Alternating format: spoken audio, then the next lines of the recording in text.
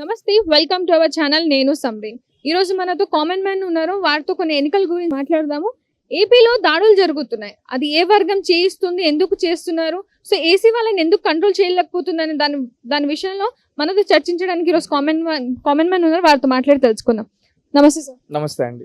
So ఏపీలో ఇప్పుడు దాడులు జరుగుతున్నాయి కదా సార్, సో ఈ ఏ వర్గం వాళ్ళని దాడులు చేపిస్తుంది, సో ఈసీ వాళ్ళని ఎందుకు కంట్రోల్ చేయలేకపోతుంది? ఒకటి, ఎన్నికలు ప్రజాస్వామ్యబద్ధంగా జరగాలి, అదే విధంగా జరుగుతూ ఉన్నాయి. కానీ కొంతమంది ఏమంటే ఓటమి తాలూకు భయంతో ఈరోజు మేము గెలవలేము, మేము ఓడిపోతున్నాము, రేపు వేరే ప్రభుత్వం వస్తే మనల్ని ఉన్నీరు అనే ఉద్దేశంతో వీళ్ళు ఊర్లను తగలబెడుతున్నారు. ఇవి మేజర్గా ఆంధ్రప్రదేశ్లో ఈ విధంగా జరిగేది ఎక్కడంటే పలనాడు, అదేవిధంగా రాయలసీమకు సంబంధించి తాడిపత్రి, అదేవిధంగా పొంగనూరు లాంటి ప్రాంతాల్లో జరుగుతున్నాయి.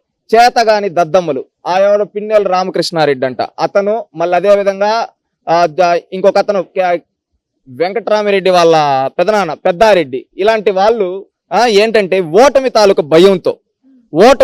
భయంతో తెలుగుదేశం పార్టీ కార్యకర్తల్ని, అదేవిధంగా తెలుగుదేశం పార్టీకి ఓటేసిన వాళ్ళని ఈ విధంగా వేధిస్తూ ఉన్నారు. ఏంటంటే వాళ్ళకి క్లారిటీగా వేవ్ కనబడిపోయింది. మొన్న ఎన్నికల రోజు చూస్తే చిన్న 18 ఏళ్ళు ఓటేసే అతని నుంచి 90 ఏళ్ళు 95 ఏళ్ళ వరకు ఓటేసే ప్రతి ఒక్కరు ఒకే మాట అంటున్నారు, మా ఓటు సైకిల్కే అని వాళ్ళు క్లియర్ కట్ గా చెప్తా ఉన్నారు. ఇంకెక్కడ చూసినా పసుపు ప్రభంజనం కనబడుతూ ఉండడంతో వీళ్ళకి ఓటమి తాలూకు భయం వచ్చేసింది. ఏమంటే ఈ ఎన్నికల్లో గెలవకపోతే ఇంకా మా భవిష్యత్తు లేదు. వీళ్ళు ఏంటంటే 5 ఏళ్ళగా అరాచకాలు చేశారు, విధ్వంసాలు చేశారు, ప్రజల్ని ఎంతో మంది అమాయకుల్ని చంపేశారు, అదే విధంగా కేసులు పెట్టి వేధించారు. ఇదంతా ఏమంటే ఖచ్చితంగా దెబ్బతిన్నోడు మనసులో పెట్టుకుంటాడు, రే నన్ను ఒకసారి కొట్టాడరా 2 సార్లు కొట్టాడరా అని. వాడు ఎందుకు ఓర్చుకుంటాడు, రేపు మంచి ప్రభుత్వం వచ్చిన తర్వాత వాడిని శిక్షించవచ్చు అని ఆ విధంగా ఉంటారు. ఆ విధంగా ఓటేసి ఉండే వాళ్ళని తెలుగుదేశం పార్టీ వాళ్ళని ఇళ్లల్లోకెళ్ళి మరి ఏదో పులి అని చెప్పుకునే ఈ పిన్నెల రామకృష్ణారెడ్డి పల్నాడులో ఏం చేస్తా ఉన్నాడు, అక్రమంగా ఇళ్లల్లోకెళ్ళి ఇల్లుని పగలగొట్టడము, ఇంట్లో వాళ్ళని కొట్టడము, ఇలాంటి దుశ్చర్యలకు పాల్పడుతూ ఉన్నాడు. అదే విధంగా తాడిపత్రిలో వైఎస్ఆర్సీపీ 100% ఓడిపోతుంది. అతను పెద్దారెడ్డి ఏమంటే ఫ్రస్ట్రేషన్ లో ఓటమి ఏంటంటే గెలుస్తామంటే ఎవడైనా కానీ రేపు మందే కదా వచ్చేది, 5 ఏళ్ళు మనం గవర్నమెంట్ లో ఉంటాం చూసుకున్నాలే అంటే, ఓడిపోయే వాడికి ఏమంటే నన్ను ఓడిచ్చేస్తున్నారా, నేను ఓడిపోతాను ఇంకేం చేయాలి అని చెప్పి వాళ్ళకి ఆవేశం వచ్చేస్తా ఉంది, ఫ్రస్ట్రేషన్. ఆ ఫ్రస్ట్రేషన్ లో ఏం చేస్తున్నారంటే అమాయకుల్ని, పేదవాళ్ళని, ఎవరైతే తెలుగుదేశం పార్టీకి సానుభూతి పనులు ఉంటారో వాళ్ళపైకి వెళ్ళి రాడ్లతో దాడి చేయడము, ఇళ్లను పగలగొట్టడము, వాళ్ళ ఆస్తులు ధ్వంసం చేయడం చేస్తున్నారు. ఇది సునకానందం. ఏంటంటే ఈ 10 రోజుల కోసం, ఈ 10 రోజుల్లోనే మేము ఏమైనా చేసి వీళ్ళు అబ్స్కాండ్ అయిపోతారు, వీళ్ళేమి ఇక్కడ ఉండరు. ఈ రోజు దాడి చేసే పిన్నెల రామకృష్ణారెడ్డి కావచ్చు, ఈ పెద్దారెడ్డి కావచ్చు, వీళ్ళు రేపు రిజల్ట్స్ వచ్చిన తర్వాత ఇక్కడ ఎక్కడ ఉండరు, వీళ్ళు రాష్ట్రం వదిలి దేశం వదిలి వెళ్ళిపోయే వాళ్ళే. కానీ ఈ 10 రోజులు ఎట్టయినా కానీ వీళ్ళ భయభ్రాంతులకు గురి చేయాలనే ఉద్దేశంతో చేస్తున్నారు. ఈ ఎలక్షన్ కమిషన్ పై కూడా ఖచ్చితంగా తెలుగుదేశం పార్టీ కంప్లైంట్ ఇవ్వడం జరిగింది. దానికి తగ్గట్టుగానే తెలుగుదేశం పార్టీ వాళ్ళ కంప్లైంట్ ని ఎలక్షన్ కమిషన్ తీసుకొని అక్కడ పరిశీలించి సెక్షన్ 144 అనేది అప్లికేబుల్ చేయడం జరిగింది పల్నాడు ప్రాంతంలో. నిన్న నైట్ నుంచి సెక్షన్ 144 వచ్చింది. అక్కడ కలెక్టర్ వీళ్ళంతా, అదే విధంగా తెలుగుదేశం పార్టీ కూడా కమిటీని వేయడం జరిగింది. ఆ కమిటీ కూడా మొత్తం మీద విచారించి ఎవరైతే ఏం చేశారు, ఎవరెవరు ఆస్తులు ధ్వంసం అయ్యాయని ఒక రిపోర్ట్ కూడా చేయడం జరుగుతోంది. ఖచ్చితంగా వీళ్ళపైన చర్యలు తీసుకుంటామని చెప్తూ ఉన్నాం. ఎందుకంటే ఈ రోజు అధికారం ఎవరి చేతిలో ఉండదయ్యా. అధికారం 5 ఏళ్ళు జగన్మోహన్ రెడ్డి ఎగిసిపడ్డాడు, నాకు తిరుగులేదు, నేను పులివెందుల పులి ఇది అది అన్నాడు. ఏమైంది, కరెక్ట్ గా 5 ఏళ్ళు జగన్మోహన్ రెడ్డి తుడిచిపెట్టుకొని పోతా ఉన్నాడు. అఖండ మెజారిటీ 151 సీట్లు చరిత్రలో ఎవరికో ఇవ్వని విధంగా జగన్మోహన్ రెడ్డి గారికి ప్రజలు ఇచ్చారు, ఉపయోగించుకోవాలా. అందుకని ఈ రోజు ఏంటంటే ఆ 151 రివర్స్ అవ్వబోతున్నాయి, బొమ్మ తిరగబడింది. ఈ రోజు జగన్మోహన్ రెడ్డి ఓడిపోబోతున్నాడు. అందుకని భయభ్రాంతులకు గురై ఓడిపోతున్నామనే ఫ్రస్ట్రేషన్ లో అమాయకుల్ని కొడుతూ ఉన్నారు. రేపు దీనికి ఇంత ఎవరైతే ఈ రోజు పేద ప్రజల పైన ఈ విధంగా చేస్తున్నారు, వాళ్ళకి ఖచ్చితంగా రేపు చట్టం ముందు దోషులుగా నిలబడాలి. ఖచ్చితంగా సెక్షన్ 144 అప్లికేబుల్ అయ్యింది కాబట్టి ఈ మధ్యలో ఎవడన్నా ఎగిరితే డైరెక్ట్ షూటెడ్ ఆర్డర్స్ ఇచ్చాను కానీ వాళ్ళని లేపేసినా తప్పులేదు. ఎందుకంటే అమాయకుల్ని కొట్టే రాజకీయ నాయకులు అవసరం లేదు. అందుకని చెప్పి ఎవరైతే ఎగిసపడుతున్నారో వాళ్ళందరినీ తక్షణమే హౌస్ అరెస్ట్లే కాదు, కావాలంటే జ్యుడిషియల్ రిమాండ్లకు కూడా వాళ్ళని తీసుకోవాలని కోరుకుంటూ ఉన్నాం. దీని అందరికీ వైసీపీ పార్టీ ఓడిపోతుంది. ఫైనల్ గా ఏంటంటే అండి, వైసీపీ ఓడిపోబోతుంది. ఆ ఫ్రస్ట్రేషన్ లో వాళ్ళు ఏంటంటే ఓర్చుకోలేక, ఓటమిని భరించలేక ఈ విధంగా దాడులకు తెగబడతా ఉన్నారు. రేపు తక్షణమే ప్రజాప్రభుత్వం ఏర్పడిన తర్వాత ఎవరైతే ఈ విధంగా తెగబడ్డారో వాళ్ళపైన ఖచ్చితంగా వాళ్ళని జ్యుడిషియల్ రిమాండ్కి పంపించడం కావచ్చు, వాళ్ళపైన చర్యలు తీసుకోవడం. ఇప్పుడు ఎలక్షన్ కమిషన్ కూడా వీళ్ళని అడ్డుకట్ట వేసి ఈ సెక్షన్ 144 కాదు, వాళ్ళని వీలైనంత వరకు అరెస్ట్ చేసి ఈ దమనకాండకి చెక్ పెట్టాలని కోరుకుంటూ ఉన్నాం. పిఠాపురంలో పవన్ కళ్యాణ్ గారు గెలుస్తారా లేదా అనేది కొంచెం 50-50గా ఉంది. సో దాని గురించి మీరు ఏం చెప్తారు సార్? పిఠాపురంలో పవన్ కళ్యాణ్ గారి గెలుపుని ఎవరో ఆపలేరు. ఎవరండి చెప్పింది 50-50 అని? అక్కడ క్లియర్ కట్ గా ఓటింగ్ జరిగింది. 85% వరకు పిఠాపురంలో ఓటింగ్ జరగడం జరిగింది.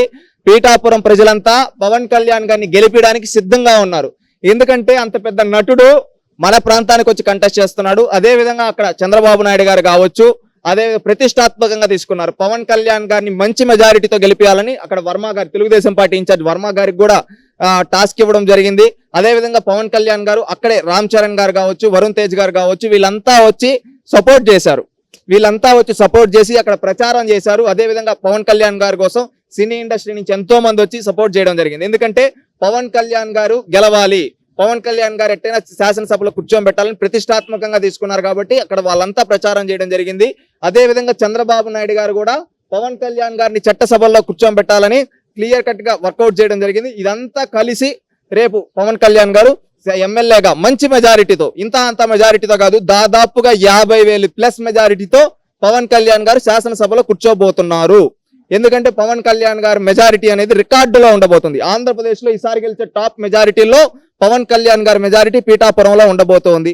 పవన్ కళ్యాణ్ గారి గెలుపు కోసం తెలుగుదేశం పార్టీ కార్యకర్తలు, జన సైనికులు, అదే విధంగా బీజేపీ కార్యకర్తలు పార్టీలకు అతీతంగా అందరూ ఏకతాటిపైకి వచ్చి ఉమ్మడిగా పవన్ కళ్యాణ్ గారి గెలుపు మా గెలుపు అనే విధంగా పిఠాపురంలో ఉండే ప్రతి ఒక్క కార్యకర్త ప్రతిష్టాత్మకంగా తీసుకొని నిరంతరం అక్కడ ప్రజలకి వాళ్ళని చైతన్యపరుస్తూ తెలుగుదేశం పార్టీ కూటమి, తెలుగుదేశం పార్టీ, జనసేన, బీజేపీ ఉమ్మడి పిఠాపురం అభ్యర్థి పవన్ కళ్యాణ్ గారిని గెలిపించి శాసనసభలో కూర్చోబెట్టాలనే ఉద్దేశంతో జరిగింది.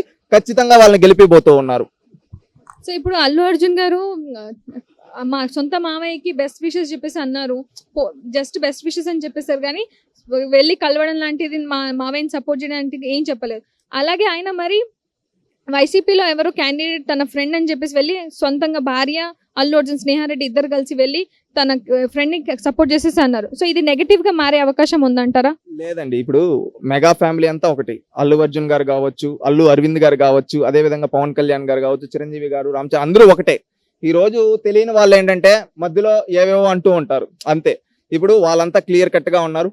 అల్లు అర్జున్ గారు సపోర్ట్ ఖచ్చితంగా పవన్ కళ్యాణ్ గారికి ఉంది. అదే వాళ్ళకి కోఆర్డినేషన్ ఉంది. అదే విధంగా మీరు చూస్తే అల్లు అరవింద్ గారు పవన్ కళ్యాణ్ గారు ప్రచారంలో రాష్ట్ర రోజు పీఠాపురంకి రావడం జరిగింది. అల్లు అరవింద్ గారు ఎవరు? అల్లు అర్జున్ గారు ఫాదరే కదా, ఆయన వచ్చి సపోర్ట్ చేయడం జరిగింది. ఈ విధంగా అందరూ సపోర్ట్ చేస్తా ఉంటే క్లియర్ కట్ గా పవన్ కళ్యాణ్ గారికి ఫ్యామిలీ అంతా సపోర్ట్ ఉంది. ఈ రోజు కొంతమంది ఏంటంటే రాజకీయాలపైన అవగాహన లేని వాళ్ళు, కొంతమంది టాపిక్ డైవర్షన్ కోసం ఇదేదో చీలికలు తీసుకొని రావడం కోసం పుల్లలు వేసే వాళ్ళు ఇలాంటి వాళ్ళు చెప్పే మాటలే తప్పితే పవన్ కళ్యాణ్ గారికి పూర్తి సపోర్ట్ ఉంది. అదేవిధంగా వాళ్ళ ఫ్యామిలీ నుంచి ఉంది, ప్రజల నుంచి ఉంది. రేపు ఖచ్చితంగా పవన్ కళ్యాణ్ గారు అఖండ మెజారిటీతో పీఠాపురంలో గెలవబోతూ ఉన్నారు. పీఠాపురం ప్రజలు కూడా ఒకటే ప్రతిష్టాత్మకంగా తీసుకున్నారు. ముందు వరకు పీఠాపురం అంటే ఎవరికి అంతగా తెలిసేది కాదు. పవన్ కళ్యాణ్ గారు వచ్చిన తర్వాత పీఠాపురం అనే పేరు దేశం మొత్తం మారుమోగుతోంది. అలాంటి వ్యక్తి మన నియోజకవర్గం నుంచి శాసనసభ్యుడైతే మన నియోజకవర్గం అభివృద్ధిలో ముందుకెళ్తుంది. అదే విధంగా మన పీఠాపురం కూడా ఒక గుర్తింపు ఉంటుందని పీఠాపురం ప్రజలు కూడా ప్రతిష్టాత్మకంగా తీసుకొని పవన్ కళ్యాణ్ గారిని గెలిపించడం కోసం నిరంతరం కష్టపడ్డారు. ఖచ్చితంగా జూన్ 4వ తేదీ మీరు రాసి పెట్టుకోండి. రికార్డు మెజారిటీతో పవన్ కళ్యాణ్ గారు పీఠాపురం నుంచి శాసనసభ్యులుగా ఎన్నికవబోతున్నారు. ఖచ్చితంగా శాసనసభలో ప్రమాణ స్వీకారం చేయబోతున్నారు. ఖచ్చితంగా రేపు రానున్న ప్రభుత్వంలో పవన్ కళ్యాణ్ గారిది కూడా ఒక మంచి మార్క్ ఉండబోతుందని నేను భావిస్తూ ఉన్నాను. అదేవిధంగా తెలుగుదేశం పార్టీ యొక్క కార్యకర్తల యొక్క కష్టం, జన సైనికుల యొక్క కష్టం, బీజేపీ కార్యకర్తల కష్టం, అదేవిధంగా పవన్ కళ్యాణ్ గారి గెలుపుకు దోహదపడుతూ ఉన్నాయి. Okay, thank you.